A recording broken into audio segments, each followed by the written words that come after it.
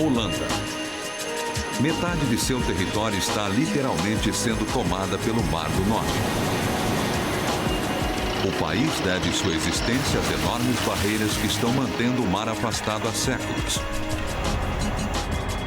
Mas agora a Holanda enfrenta um novo inimigo.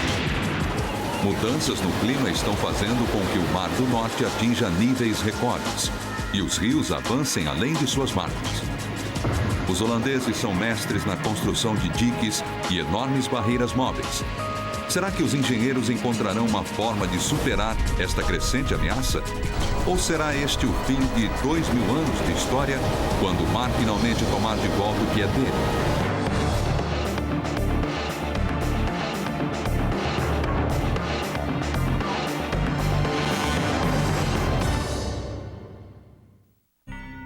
Os Países Baixos ficam na costa oeste da Europa. 2 de suas 11 províncias formam a região da Holanda. A Holanda e suas províncias vizinhas estão engajadas numa batalha épica contra as águas do Mar do Norte. O mar fez desta uma região rica, com abundantes zonas de pesca e acesso às riquezas de outras terras. Porém, o Mar do Norte é também uma ameaça constante. A pitoresca área cultivada no litoral da Holanda está localizada muito abaixo do nível do mar, mas igualmente preocupante são as condições das principais cidades como Amsterdã e Roterdã, o mais movimentado porto do mundo. Quase metade do país corre o risco de ser tomada pelas águas. O destino final da Holanda pode estar nas mãos de seus engenheiros, que devem decidir onde, quando e como enfrentar a ameaça das águas. Pensamos muito sobre as grandes enchentes e tentamos nos proteger contra elas. Mas não esquecemos que qualquer coisa que for criada ou qualquer coisa que seja construída, sempre existe a possibilidade de um acúmulo de água maior ou de uma inundação pior. Então, algo ainda poderá dar errado. E a questão que estamos enfrentando agora é se podemos de alguma forma limitar os estragos que ocorreriam nesses casos. Of laten we gewoon Gods water over Gods akker lopen.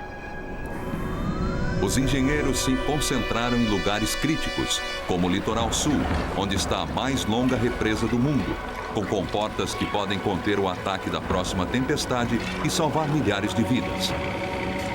Na entrada do rio Reno, onde os engenheiros projetaram o maior robô do planeta para deter a água em suas margens.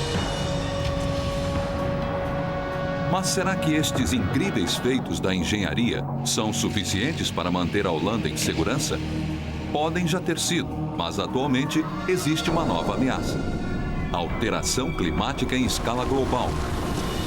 O aumento de temperatura em todo o planeta fez com que os níveis do mar subissem, desencadeando perigosas tempestades que atingem as comunidades costeiras, fazendo os rios transbordarem de suas margens.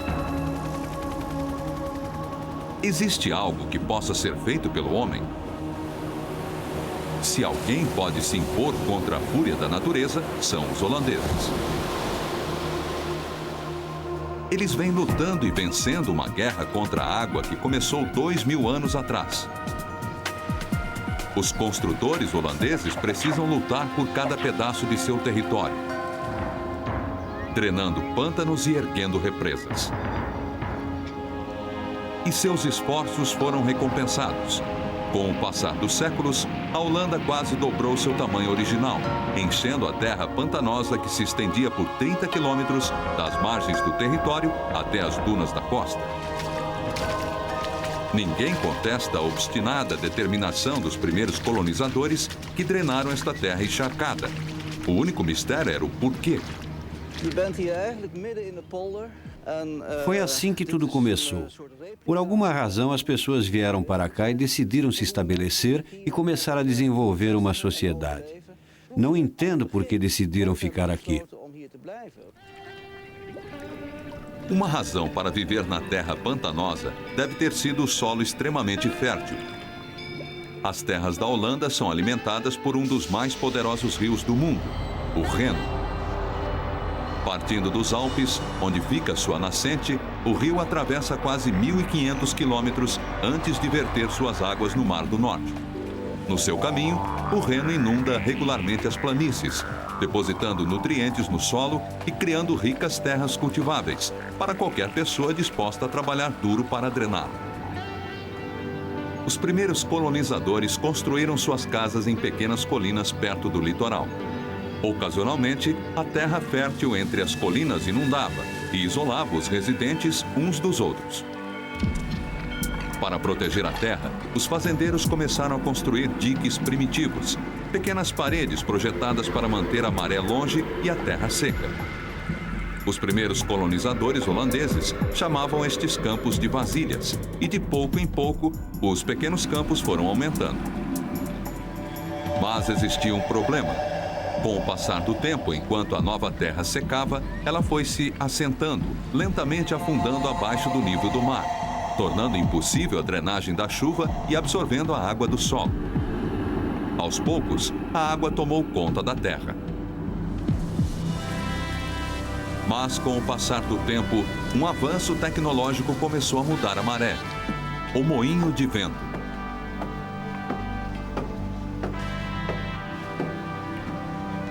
Estas atrações turísticas pitorescas são, na verdade, máquinas sofisticadas, as primeiras bombas de água do mundo movidas pelo vento. Quando cobertas por lonas, as pás dos moinhos se transformam em velas, que capturam o vento que sopra do Mar do Norte e o converte em força de bombeamento através de uma série de engrenagens, que fazem a roda de água girar. Em 1600, os moinhos de vento eram populares, fornecendo a melhor solução para o problema de drenagem da Holanda. Mas existe um limite para a altura que um único moinho é capaz de erguer a água. Então, os engenheiros começaram a organizar os moinhos em grupos, sobre uma rede de canais, cada um bombeando a água gradualmente para cima, do ponto mais baixo até o topo dos diques, onde é vertida num canal ou rio e enviada para o mar. Com o poder adicional do vento, os holandeses podiam agora se apossar de vastas quantidades de terra perto do mar, e a Holanda moderna começou a tomar sua forma. Atualmente, os moinhos de vento estão sendo substituídos por modernas bombas elétricas e a diesel. Todos os dias, milhares destas bombas funcionam sem parar, arrancando a água do solo da Holanda, bombeando 18 trilhões de litros por ano, água suficiente para atender às necessidades de Tóquio durante quase uma década. Mas o sucesso da Holanda em drenar e garantir a terra onde se encontra pode custar muito caro. Expulsar o mar do interior da Holanda foi um feito incrível. Cada nova fazenda, residência ou catedral que surgiram na nova terra se erguia como uma testemunha da engenhosidade e perseverança dos holandeses. Mas, estranhamente, o sucesso ao mesmo tempo expôs o povo holandês a um perigo ainda maior. Porque quanto mais rápido a terra era drenada, mais rapidamente ela afundava. Isso criou uma situação potencialmente desastrosa para um país que já se encontra abaixo do nível do mar. Somente no último século, a Holanda afundou meio metro. E em vários canais e rios holandeses, a superfície da água está 6 metros mais alta do que a terra abaixo. A única coisa que segura os rios e o mar são as enormes represas feitas pelo homem e as dunas naturais da costa. Esta é uma preocupação constante para os milhões de pessoas que dependem delas para sobreviver. Os holandeses já viveram essa experiência. Eles sabem muito bem o que pode acontecer se uma dessas barreiras falhar. Não dá para descrever. Houve, é claro, uma grande quantidade de estragos. Tudo o que se podia ver era a água e o gado morto e coisas assim. É realmente impossível descrever. Era como se estivéssemos em guerra. Através dos séculos, as enchentes mataram centenas de milhares de pessoas na Holanda e remodelaram o país da noite para o dia. A pior inundação já registrada foi do ano de 1287, quando o Mar do Norte lançou-se sobre os diques que protegem o norte da Holanda. Centenas de pessoas morreram. Essa inundação mudou a Holanda para sempre, criando uma nova baía, a Zuiderzee, no interior do país. Nas margens da Zuiderzee, os holandeses fundaram Amsterdã, que cresceu e se transformou num importante centro comercial e cultural. Mas as enchentes continuaram a ameaçar a nova capital. Mais recentemente, em 1916, o Mar do Norte invadiu a Zuiderzee, quebrando diques e inundando milhares de lares ao norte de Amsterdã. Com propriedades sob a água e a cidade em risco, as autoridades holandesas finalmente deram basta.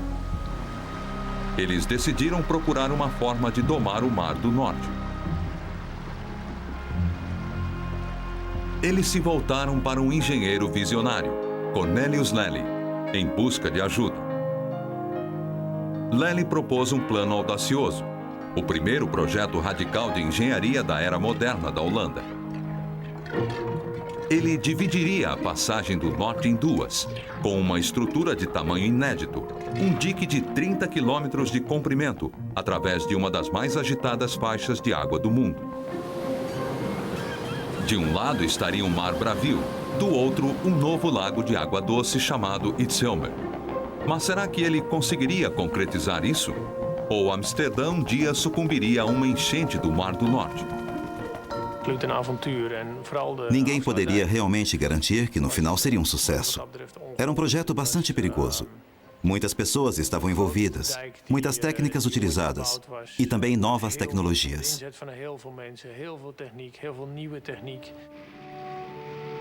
Em abril de 1927, Lely e seus engenheiros começaram a construir o dique gigante.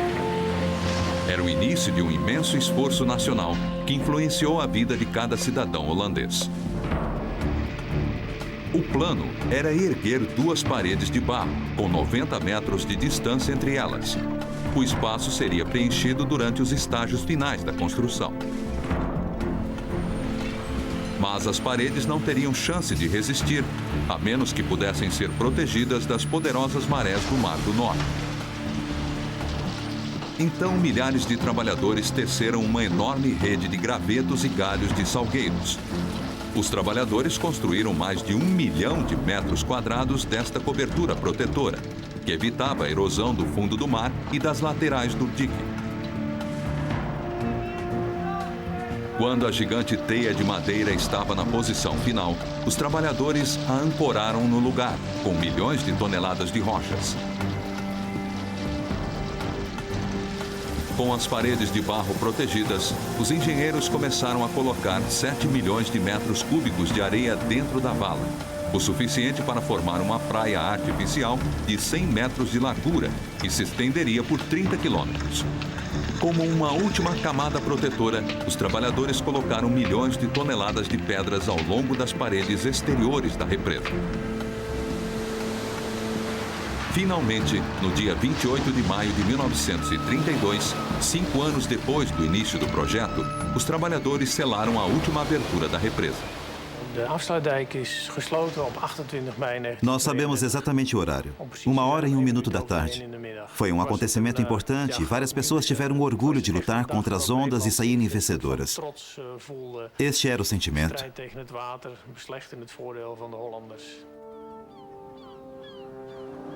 Os holandeses construíram o maior dique da história, uma parede com 30 quilômetros de comprimento que se erguia 3 metros acima da linha da maré alta. Cornelius Lely conquistou uma incrível vitória para a Holanda contra o Mar do Norte. Mas ele não havia acabado. Por trás da represa, no novo lago interno, ele continuou a construir mais diques para reter grandes porções do Mar do Norte que antes cruzava o país. Depois ele instalou as bombas.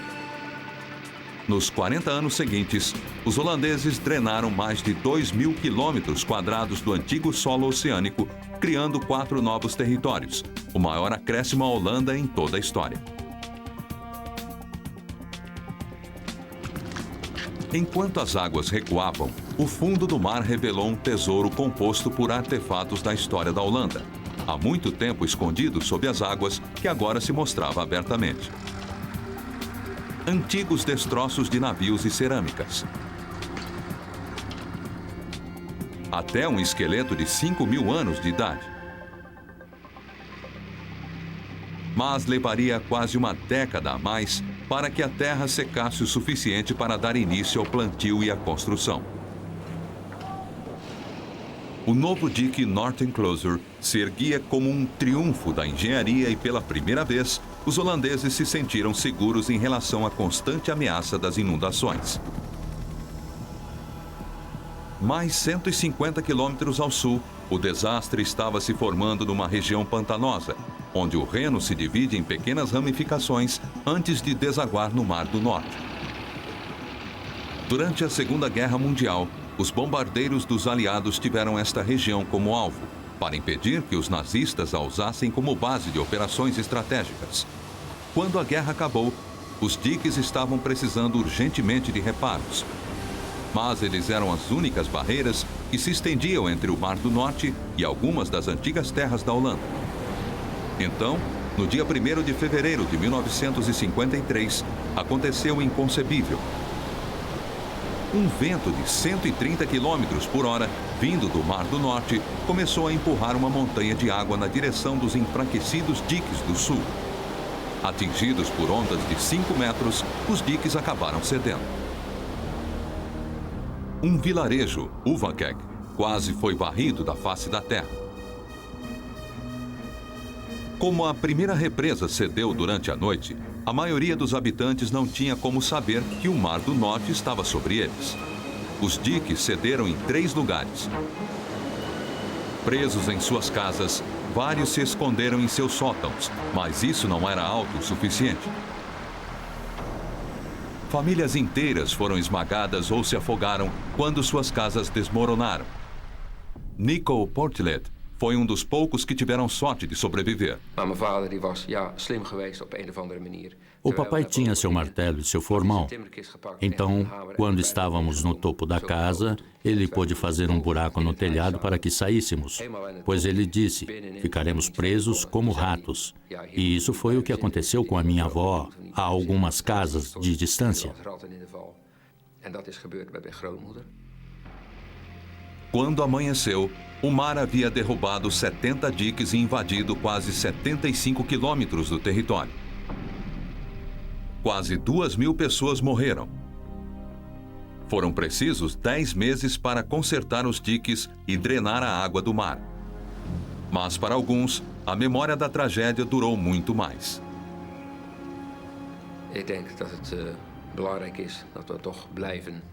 As pessoas que sobreviveram podem não dizer, mas sempre lembram que é possível acontecer novamente. O desastre foi um grande problema para os holandeses. Ficou claro que a represa através da Zuiderzee não era suficiente para proteger o país. Os construtores se deram conta de que precisariam construir outra barreira, desta vez no sul, mas existia um problema. A costa sul não tinha uma, mas várias entradas a serem protegidas, o que representava um desafio muito maior do que qualquer um que os construtores haviam enfrentado.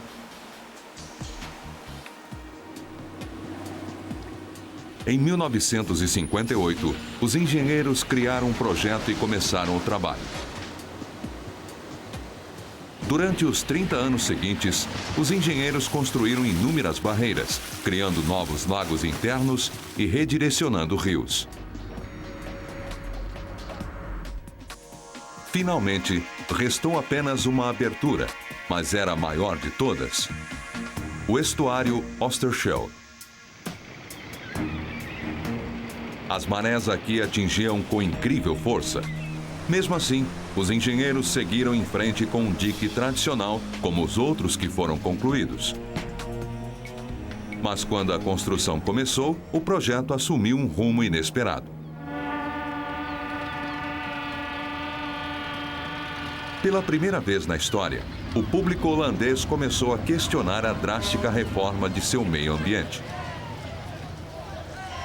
Construir um dique através desta faixa destruiria um frágil ecossistema, ameaçando a indústria pesqueira local.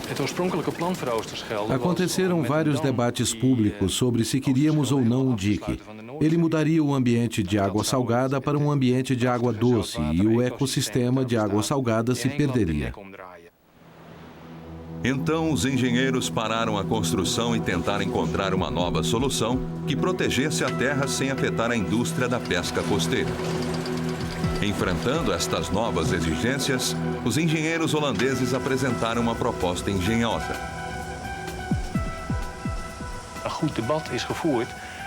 Foi decidido que construiríamos uma estrutura aberta que seria fechada apenas durante tempestades extremas. E a construção nessas condições hostis era muito difícil. Ao mesmo tempo, existia a pressão do tempo, então muita pesquisa e desenvolvimento foram realizados até mesmo na fase de construção. Seria uma represa como nenhuma outra, porque só bloquearia o fluxo da água quando uma tempestade ameaçasse o território ao seu redor. A estrutura proposta seria a mais longa represa com comportas do mundo, mais de 60 delas. Cada uma pesando o equivalente a 40 vagões de trem carregados, localizadas entre 65 enormes pilares. Sob condições normais, cada comporta se manteria aberta, permitindo que o Mar do Norte fluísse por baixo. Mas se os níveis do mar se elevassem a alturas perigosas durante uma tempestade, as comportas seriam abaixadas até o fundo do mar, isolando o interior da Holanda dos ataques da tempestade. Nenhuma estrutura desta complexidade já foi construída no mar, numa área com marés tão fortes. Os construtores temiam que as correntes pudessem destruir a estrutura antes que conseguissem ancorá-la ao fundo do mar. A solução? Construir o dique em partes, em terra firme, e depois mover as peças para seu lugar dentro do mar. Será que esta abordagem funcionaria? Enquanto os engenheiros testavam os componentes do projeto, eles encontraram problemas. Como poderiam manusear estruturas tão grandes através da água e colocá-las no lugar com precisão cirúrgica? Tudo isso enquanto enfrentavam as correntes do Mar do Norte? No final, chegaram à conclusão de que a única opção seria tentar. O projeto começou com a criação de 2 pequenas ilhas na passagem. Nelas, os construtores montaram fábricas e 2 enormes docas secas para construir as partes da represa. As ilhas também serviam para outro propósito. Elas estreitavam o canal e reduziam o comprimento da represa. Mas o estreitamento do canal teve um efeito colateral não muito bem-vindo. Ele fez com que as ondas ficassem muito mais rápidas, pois a mesma quantidade de água era espremida através de um espaço mais estreito. Correntes tão fortes fizeram com que o fundo do mar ficasse instável.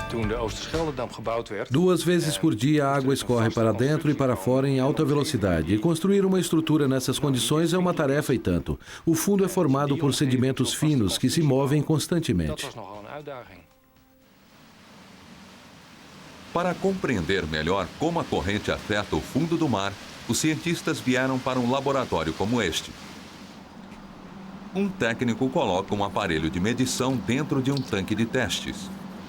O fundo do tanque é forrado com sedimentos similares aos encontrados no fundo da passagem do Mar do Norte.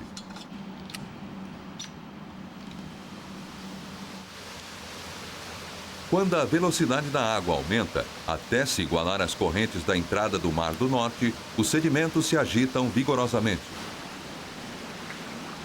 Para os projetistas holandeses, as lições foram claras. Se eles tentassem construir a represa diretamente no solo da passagem, as areias em movimento teriam derrubado a construção. Seria possível criar outra forma de fixar a enorme represa? Na costa meridional da Holanda, um novo dique gigantesco estava em construção. Mas o instável solo oceânico ameaçou levar todo o projeto de volta para a prancheta de desenho. Os projetistas se voltaram para a antiga represa Zuiderzee em busca de inspiração. Aqui, as enormes esteiras de madeira de salgueiro colocadas dos lados da represa e no fundo do mar se opõem às forças das correntes. Uma técnica similar poderia salvar a represa Oosterschelde. Os engenheiros acreditavam que poderia, mas desta vez eles fabricaram enormes placas de plástico com meio metro de espessura. A base de plástico foi em seguida preenchida com cascalho e coberta com outra folha de plástico. Enquanto isso, estaleiros lançaram 3 novas embarcações de construção, especialmente projetadas para este empreendimento. E numa enorme plataforma seca criada na Ilha do Canal, os gigantescos pilares tomavam forma. Cada pilar tinha a altura de um prédio de 11 andares e pesava mais do que 16 mil toneladas. Estas estruturas colossais deveriam ser posicionadas com grande precisão, e esta seria uma tarefa difícil. As ondas entrando e saindo deste braço do mar são poderosas demais para tornar isso possível. Mas existe um breve período todos os dias, quando as correntes se acalmam e a vazante faz uma pausa, antes que as águas voltem a subir. Era uma pequena brecha, uma janela de 30 minutos que ocorria 2 vezes por dia. Para terem sucesso, os construtores sabiam que seria necessário agir com extrema precisão. Primeiro, da parte de trás de um navio, eles estenderam as esteiras de alicerce com 30 metros de largura e se assentaram no instável solo oceânico. Depois, outro navio manobrava uma das enormes colunas até sua posição, para baixá-la sobre a esteira. Com apenas 30 minutos para completar o trabalho, não existia lugar para erros. O sobrevivente da grande enchente, Nico Portillet, teve uma satisfação pessoal com a construção deste projeto.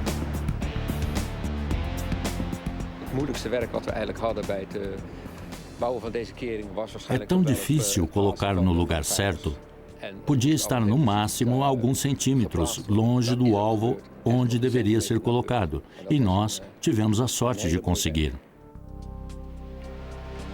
Uma pá escavadora especialmente projetada colocou 4,5 milhões de toneladas de pedra ao redor das extremidades da represa para ancorar as esteiras e proteger os pilares de qualquer golpe.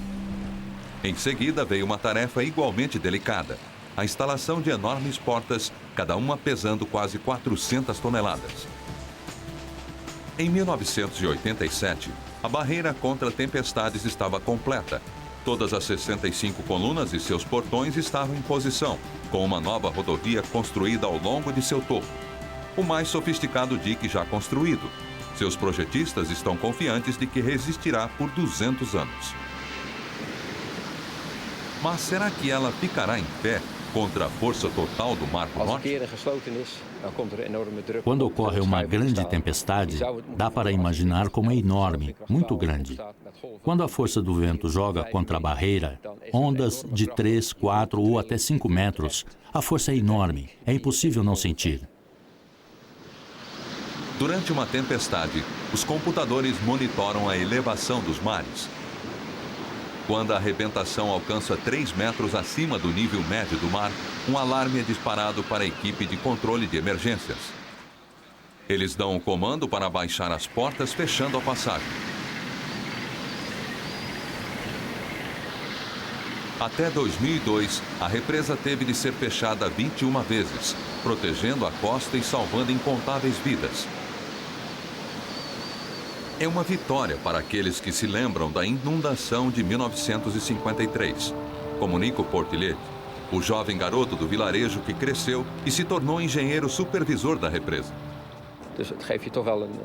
Existe um tipo de sentimento especial, trabalhar nesta barreira. Você pode imaginar como é. Com o término da Barreira do Sul, a Holanda estava mais bem protegida do que nunca contra o Mar do Norte. Mesmo assim, sobrou uma evidente falha nas defesas da Holanda. A cidade de Rotterdam era ainda um alvo desprotegido. Rotterdam, o porto mais movimentado do mundo. A cada 6 minutos, um navio entra ou sai do porto. Durante um ano, são mais de 80 mil embarcações carregando mais de 300 milhões de toneladas de carga. Se uma grande tempestade atingisse o Reno, ele inundaria Rotterdam com 5 metros de água.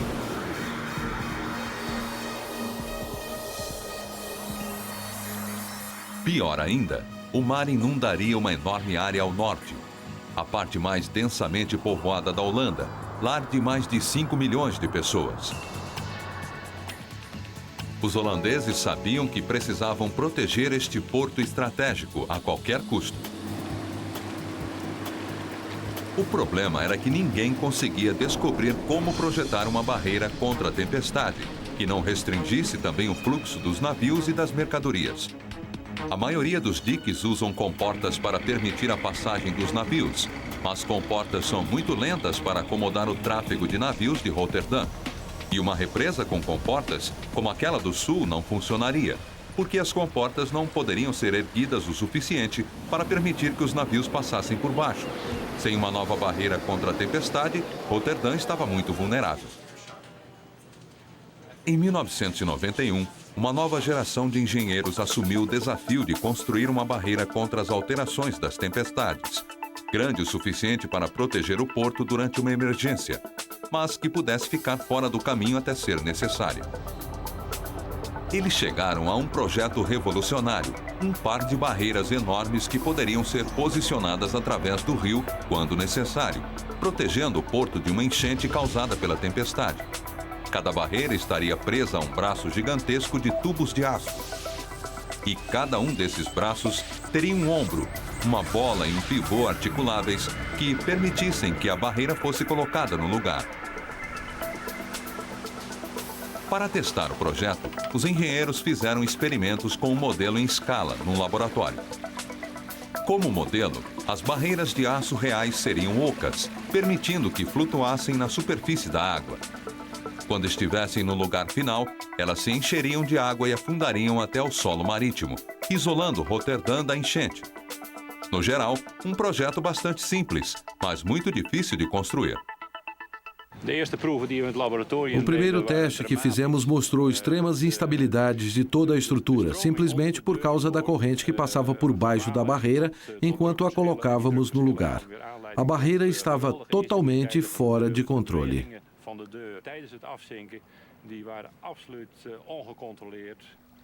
O leve movimento deste modelo em escala indica que a barreira real se agitaria para cima e para baixo cerca de 10 metros, provavelmente a ponto de destruir a estrutura. Então, os engenheiros reprojetaram o lado inferior de cada barreira para tentar reduzir a turbulência, mas ninguém sabia com certeza se esta mudança seria suficiente. Finalmente, eles estavam prontos para começar o projeto. Primeiro, eles construíram uma gigantesca doca seca de cada lado do rio. As enormes curvaturas espelhavam a forma arredondada das barreiras. Em seguida, os tubos gigantes de aço que formariam os braços da barreira chegaram. Os tubos maiores tinham 30 metros de comprimento e 2 de diâmetro, grandes o suficiente para uma pessoa ficar em pé dentro deles. A solda de cada junta levou 6 dias e precisava ser perfeita. Uma solda defeituosa numa estrutura de 13 mil toneladas poderia resultar em catástrofe. Enquanto isso, numa fábrica na República Tcheca, trabalhadores cuidavam dos componentes mais críticos, as 2 esferas de aço, cada uma com 10 metros de diâmetro, que formariam as articulações para os enormes braços de aço. Composta por 8 partes, cada esfera de 500 toneladas deveria ter a precisão de 1/50 de 1 milímetro, ou todo o mecanismo poderia emperrar. As esferas chegaram por mar, suspensas na ponta de um enorme guindaste. Estas esferas e articulações são um incrível feito da engenharia. Elas foram projetadas para funcionar suavemente sob a pressão de 65 mil toneladas, que uma tempestade pode gerar. Em 1997, depois de 6 anos de construção, a um custo equivalente a 3 bilhões de dólares, a barreira estava finalizada. Como uma brigada de soldados mantida a postos, os portões gigantes aguardam para agir quando forem necessários. A rainha Beatrix da Holanda batizou a barreira Meisland e testemunhou o primeiro teste completo de funcionamento. O design funcionou perfeitamente, mas isto aconteceu em águas calmas. O teste verdadeiro ocorrerá na primeira vez que ela precisar ser fechada, durante uma grande tempestade. Quando chegar a hora, a barreira se moverá sem a ajuda humana. Os sistemas automatizados da barreira estudam as informações ambientais e as comparam com o critério de fechamento de suas comportas. Todo o maquinário é acionado automaticamente pelo computador sem qualquer interferência humana, então é como se fosse o maior de todos os robôs. Todos os dias, os computadores da barreira se mantêm alertas em relação às correntezas, analisando as mais recentes informações climáticas e oceanográficas em busca da aproximação de uma tempestade.